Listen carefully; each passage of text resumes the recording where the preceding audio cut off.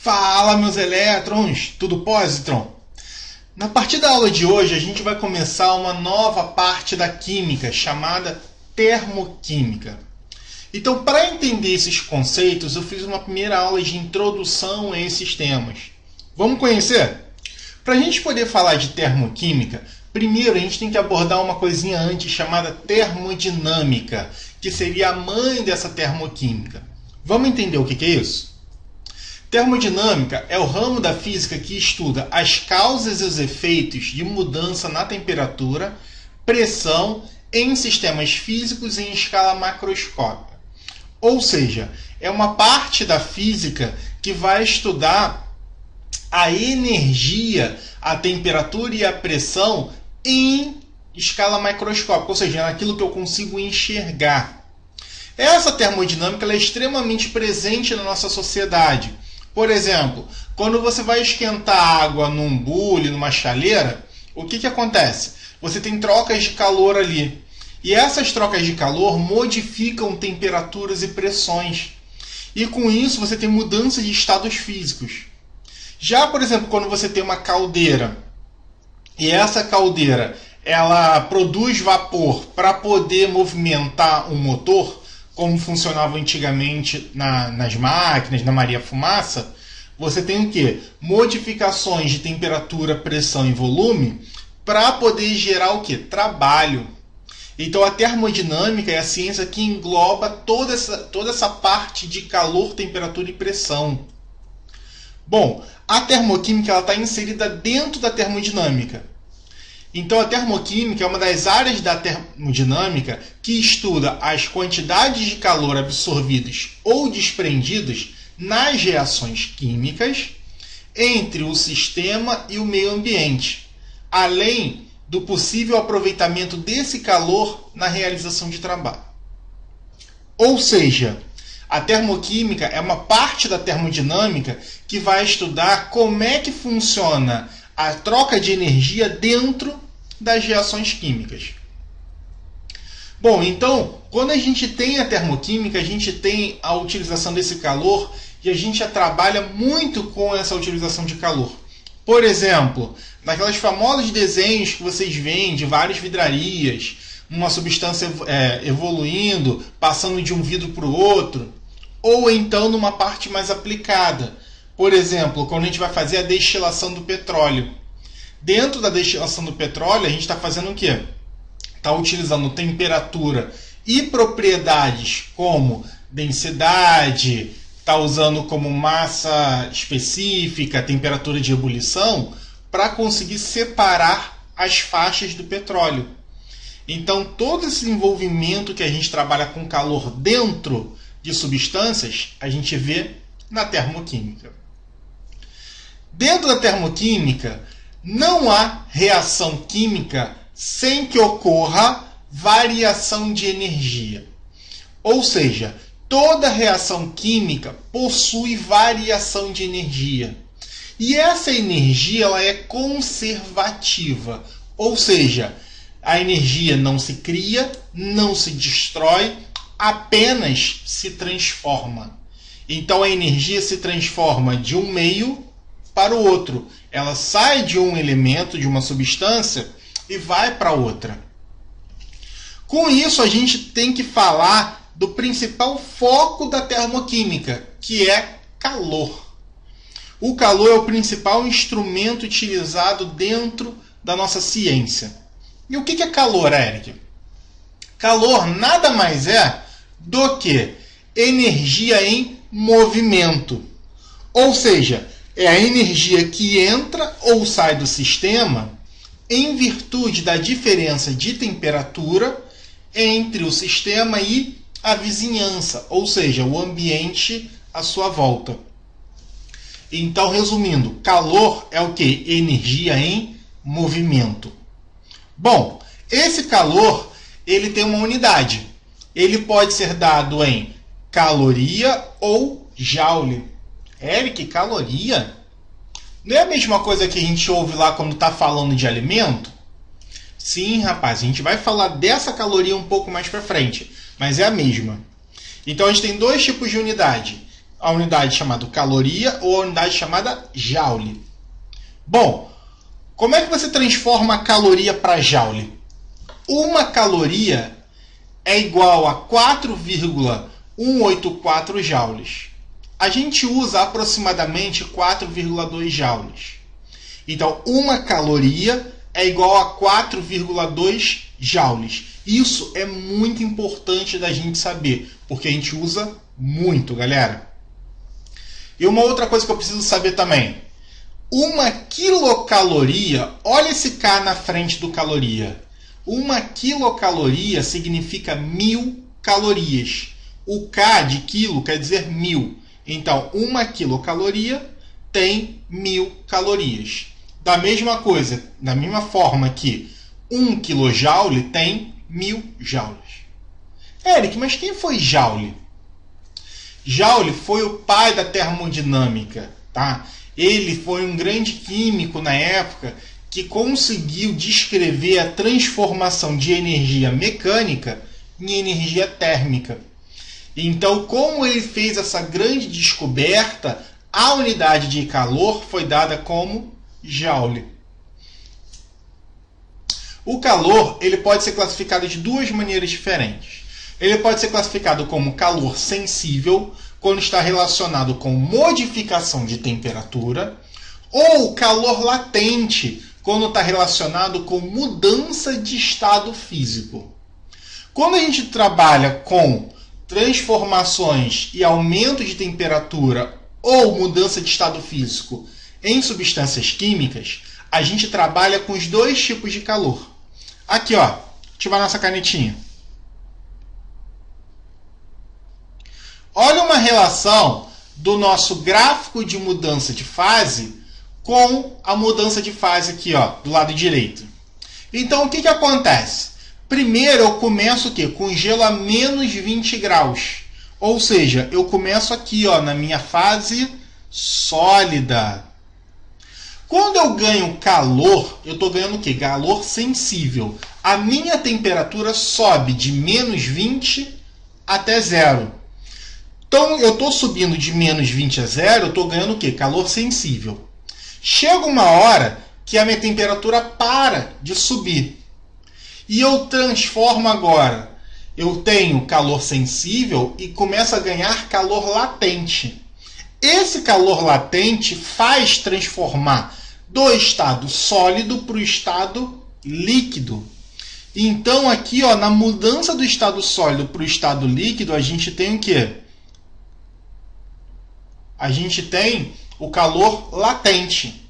Depois que todo sólido passa para o líquido, ele volta a ganhar calor sensível, ou seja, começa a aumentar a sua temperatura. Beleza, Eric. Chega uma hora que a temperatura estabiliza de novo.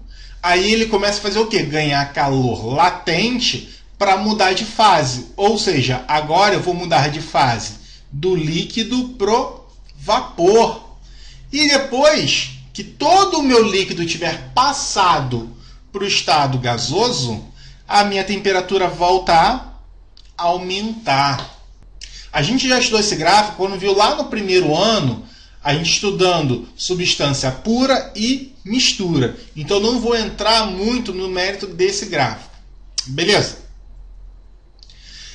Como é que você calcula o calor sensível, Eric? Como é que a gente trabalha com esse calor sensível?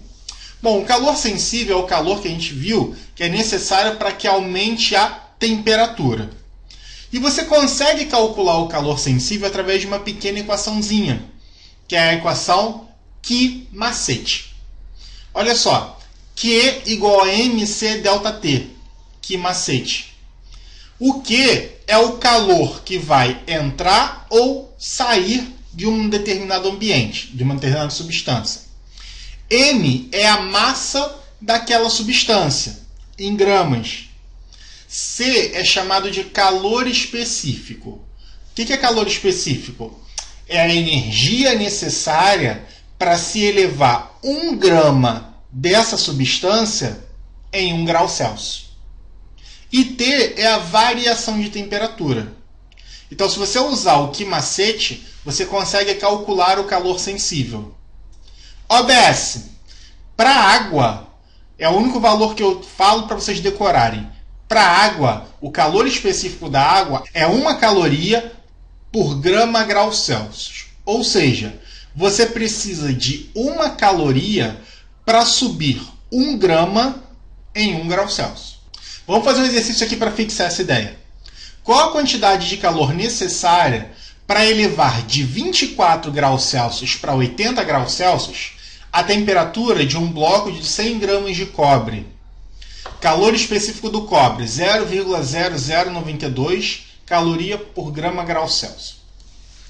Então vamos entender esse problema. O que ele está querendo? Qual a quantidade de calor necessária? Então ele quer saber o quê? Ele quer saber o quê? Beleza, Eric. Para se elevar de 24 para 80 graus Celsius. Então eu tenho uma temperatura inicial que é quanto? 24 graus Celsius. E uma temperatura final que é quanto? 80 graus Celsius. Qual é a massa desse bloco? Opa, a massa vale 100 gramas. E ele me deu mais uma informação, que é o calor específico, que é o C. Que vale quanto? 0,092 calorias por grama grau Celsius. Qual a informação que relaciona energia, variação de temperatura, massa e calor? Isso. Que macete? Q igual a mc delta T. Olha só. Como é que eu calculo isso? Q é justamente o que eu quero. Beleza? Igual M. Qual é a massa? Olha, a gente precisa se preocupar com as massas. Você tem que ver se a massa que ele está te dando tem a mesma unidade da massa do calor específico. Como assim, Eric? Olha só. Massa, 100 gramas. No calor específico, qual é a unidade de massa? Gramas. Então tá beleza. Só usar. Então, quanto vale a massa? 100. Calor específico, quanto é? 0,092. Beleza. 0,92. Qual a variação de temperatura? Lembrando, aqui ó, toda variação é o quê? Final menos inicial. Beleza. Então, temperatura final 80, temperatura inicial 24. Ou seja, Q igual a quanto? Olha, trabalha aqui, ó. Eu não tenho 2 zeros? Anda com 2 casas para a direita. 1, 2. 9,2 que multiplica. 80 menos 24 dá quanto? Isso, muito bem, 56. Beleza, Eric. Quanto é que vai dar aqui? Não sei, vamos fazer a conta? Aqui, ó, 56 vezes 9,2. 2 vezes 6, 12, sobe 1. 2 vezes 5, 10, com mais 1, 11. 9 vezes 6, 54, sobe em 5. 9 vezes 5, 45, com mais 5, 50. 2, 5, 1, 5. E aquela vírgula ali, ó, a gente não pode esquecer dessa vírgula aqui, ó. Não tem uma casa decimal? Então a gente bota uma casa decimal. Ou seja, quanto vale a minha energia? 515,2. O quê? Olha a unidade aqui, ó, do calor específico, né? Caloria. Então aqui também vai ter que ser caloria. Beleza. Então qual é a resposta? 515,2 calorias. Tranquilo, galera? Para terminar, toda vez que a gente fala de termoquímica, a gente está pensando em fenômenos, tá? E o que é um fenômeno, Eric? Um fenômeno nada mais é do que um acontecimento observável. Ou seja, é tudo aquilo que eu consigo observar, seja a olho nu, seja utilizando algum equipamento. Esses fenômenos podem ser divididos em 2 tipos. Fenômeno físico, que é aquele que não tem mudança da natureza da minha substância.